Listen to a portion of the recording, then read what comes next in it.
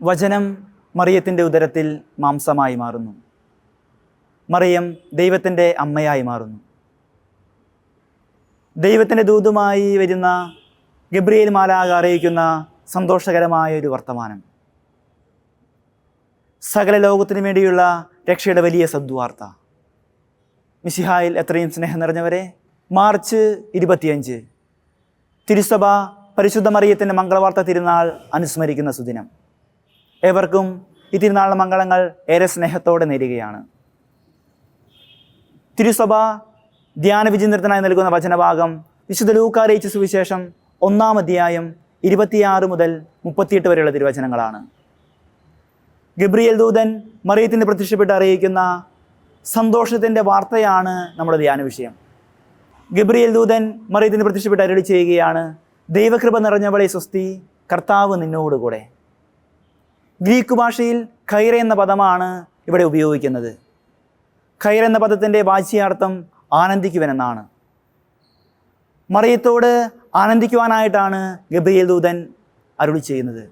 കാരണം സകല ലോകത്തിനു വേണ്ടിയുള്ള രക്ഷയുടെയും സന്തോഷത്തിൻ്റെ വാർത്തയാണ് അറിയിക്കുന്നത്. എന്നാൽ വചനം സാക്ഷ്യപ്പെടുന്നത് പ്രകാരമാണ്. ഇത് കേട്ട് മറിയം വളരെ അസ്വസ്ഥയായി. മംഗളകരമായ വാർത്ത കേട്ട് അസ്വസ്ഥയാകുന്ന മറിയം. നാം ഇന്ന് ധ്യാനിക്കുന്നത് അസ്വസ്ഥയാകുന്ന മറിയവും അസ്വസ്ഥയായ മറിയത്തിന് സംഭവിക്കുന്ന വലിയ മാറ്റവുമാണ് ധ്യാന വിഷയമാക്കുന്നത്. എന്തുകൊണ്ടാണ് മംഗളവാർത്ത കേട്ടുകൊണ്ട് മറിയം അസ്വസ്ഥയാകുന്നത്?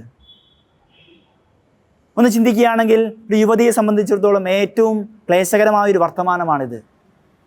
വിവാഹത്തിന് മുൻപ്, സഹവസിക്കുന്നതിന് മുൻപ് മറിയം ഗർഭിണിയായി മാറുന്നൊരവസ്ഥ. ഒരു സ്ത്രീക്ക് സ്വീകരിക്കാൻ സാധിക്കാത്ത ഒരു വർത്തമാനമായിരുന്നു അത്. അതുകൊണ്ടാണ് മറിയം വളരെ അസ്വസ്ഥയായിത്തീരുന്നതെന്ന് വചനം സാക്ഷ്യപ്പെടുത്തുന്നത്. എന്നാൽ അസ്വസ്ഥയായ മറിയത്തിന് സംഭവിക്കുന്ന വലിയ മാറ്റമാണ് തിരുവചനത്തിൽ വായിച്ചെടുക്കുവാൻ സാധിക്കുക.